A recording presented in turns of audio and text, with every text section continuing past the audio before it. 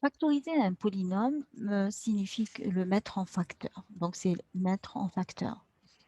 Mettre l'expression en facteur. On introduit l'expression en, en, en produit de facteur. En produit de facteur simple. De facteur simple. Donc, par exemple, donc de degré 1 ou 2. D'accord? C'est-à-dire qu'on ne peut pas simplifier. Par exemple, si c'est de degré 2, on peut plus simplifier. On ne peut plus le factoriser. Alors, pour cela, voilà, il faut le faire par étapes. Entre les étapes, souvent, il est bien d'utiliser les identités remarquables.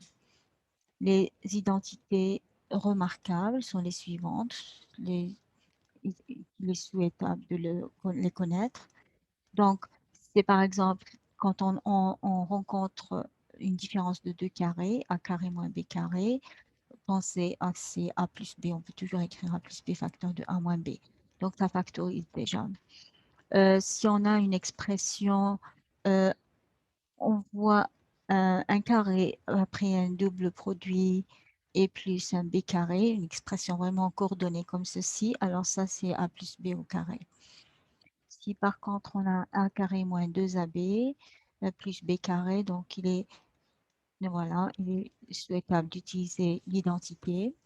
On gagne du temps, ça aide à factoriser, surtout si les expressions sont complexes. Si on a par contre des termes, il y a des cubes, on connaît cette décomposition. Voilà, a carré plus ab plus b carré. D'accord?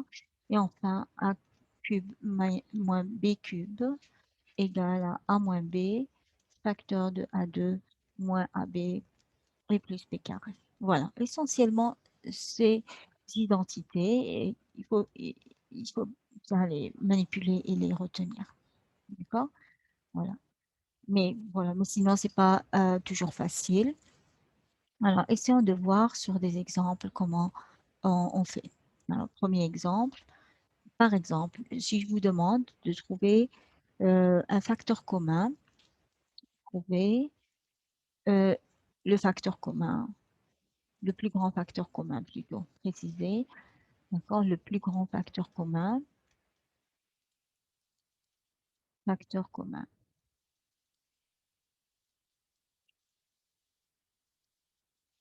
dans l'ex, d'accord, avec dans l'ex de y2, y carré, y moins 1 puissance 4 et entre 5y6 facteur de y moins 1 au carré. D'accord? Donc, il est clair. Alors, le plus grand facteur, la réponse, donc, la réponse est, donc, on a y carré ici. Je le retrouve ici. Maintenant, le terme y moins 1 en puissance 4, il est donc avec une puissance plus importante, il n'est pas là. Donc, le maximum, la partie qui est incluse, elle est là, c'est y moins 1 au carré. Ça va être le maximum qu'on puisse avoir. D'accord? Allons-y. Une deuxième situation, par exemple. Si on me donne, par exemple, voilà, factoriser, d'accord? Factoriser l'expression x3 moins 27. Alors, x3, là, je soupçonne quelque chose comme ceci. Alors, je vais essayer de me ramener à une écriture comme ça. x3 moins 3 puissance 3, c'est bon. Et donc, la réponse, ça va être x moins 3 facteur de x carré moins le AB, donc A c'est x et B c'est 3, ça va être 3x, plus B carré, 3 au carré, c'est 9. D'accord? Bon, maintenant, on a un terme ici de degré 2. Peut-être que c'est possible de le factoriser. Alors, regardons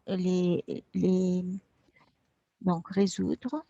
On va essayer de voir s'il y a des racines. Résoudre x carré moins 3x plus 9 égale 0. Alors, si je fais le delta égale, donc j'aurai moins 3 au carré, moins 4 fois 3, 4 fois 9. Donc, j'aurai 9 moins 36 qui est négatif. Donc, pas de racine. Donc, on ne peut pas le factoriser. Donc, c'est le maximum, c'est ma factorisation maximale que je puisse avoir. Et je m'arrête là. D'accord? Alors, essayons de voir, d'explorer notre situation. Par exemple, si Jean me demande de factoriser l'expression suivante. 3x3 plus 5x carré moins 6x moins 10. Alors, si je regarde bien mon expression, elle n'a pas l'air d'être dans cette catégorie-là. C'est les seules identités remarquables que j'ai avec un degré 3. Et donc, je dois me débrouiller. Je dois travailler peut-être partie, par groupe dans mon expression globale. Et je peux envisager de déplacer des termes si je les vois qu'il y a quelque chose qui pourra être fait. Par exemple, ici, je peux voir les deux premiers. Il y a un x carré en facteur. Je vais essayer d'abord ça. J'aurai donc 3x plus 5. Alors, pour les deux termes ici, il y a un 2 quand même, moins 2. Si je le mets en facteur, j'aurai 3x plus 5. Et du coup, je vois qu'il y a un facteur commun. Et alors, je le prends. C'est 3x plus 5 dans mes deux parties-là. Facteur du reste des éléments. D'accord? Donc, c'est l'opération inverse de la distribution ici. Et donc, là, maintenant, là, ce terme-là, je peux le factoriser parce que ça me fait rappeler a carré moins b carré. Alors, je vais l'écrire de cette façon-là. Comme ça va m'aider d'identifier mon b. Donc, c'est racine de 2, le tout au carré, qui me donne 2. Et alors là, ma factorisation finale serait en termes de degré 1. Et donc, elle est maximale ici. D'accord? Voilà. Là, j'ai pu factoriser mon expression. D'accord. Maintenant, explorons un dernier cas.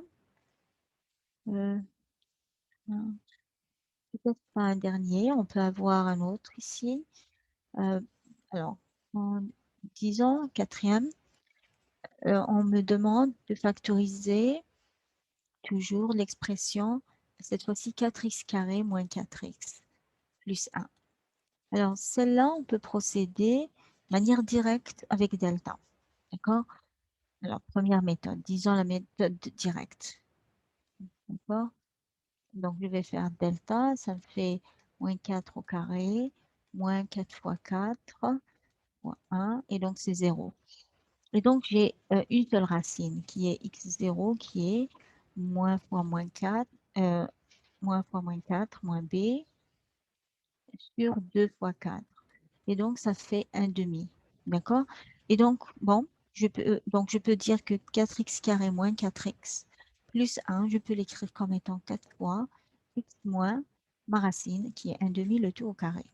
Et puis, j'ai fini. D'accord? La deuxième méthode, c'est, bien sûr, elle a été déduite de ça, mais ça utilise, bon, disons, directement les identités remarquables, si vous pouvez en voir.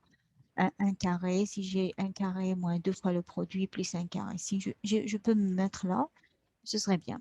Alors, regardez, alors je remarque que j'ai 2x le tout au carré, ça me donne 4x carré, moins 2 fois le 2x. Et ici, j'ai un 1 au carré que je retrouve, donc c'est mon b. Donc, c'est bien, donc c'est 2x moins 1, le tout au carré. Et c'est exactement ce qu'on a ici, si on réduit au même dénominateur. Enfin, donc on peut avoir toute une variante de questions de ce type-là. Alors, par exemple, reprenons, allons-y, on va mettre par exemple une dernière question. On pourrait me demander de factoriser une expression de ce type-là. 2 fois x plus 8 au carré plus 5 fois x plus 8 au carré et moins 3. Alors, une méthode directe, la première méthode, c'est puisque j'ai un polynôme de degré 2, je pourrais développer le tout, d'accord? Développer le tout, j'obtiens un polynôme de degré 2, je cherche mon delta, mes racines et je factorise. Bon, mais essayons de, au lieu de développer, ça va faire plus de calculs si, parce que cette expression me fait rappeler quelque chose, un polynôme degré 2, mais si en introduisant une variable auxiliaire posant t égale à x plus 8, d'accord?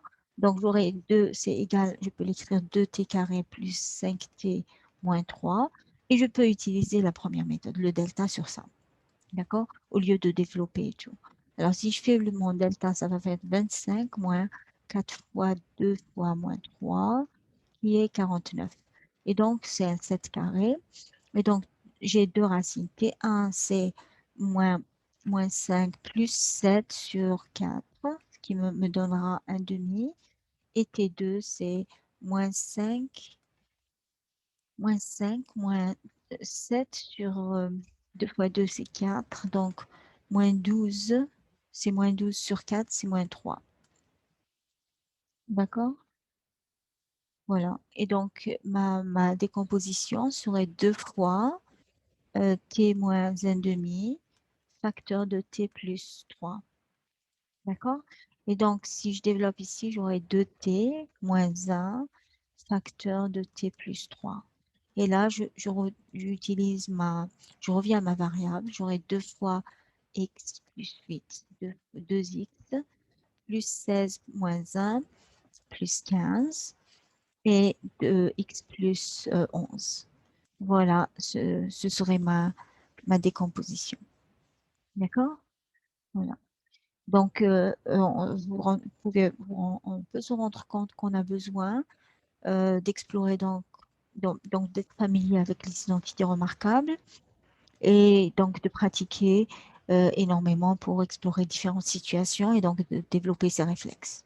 D'accord? Pour factoriser.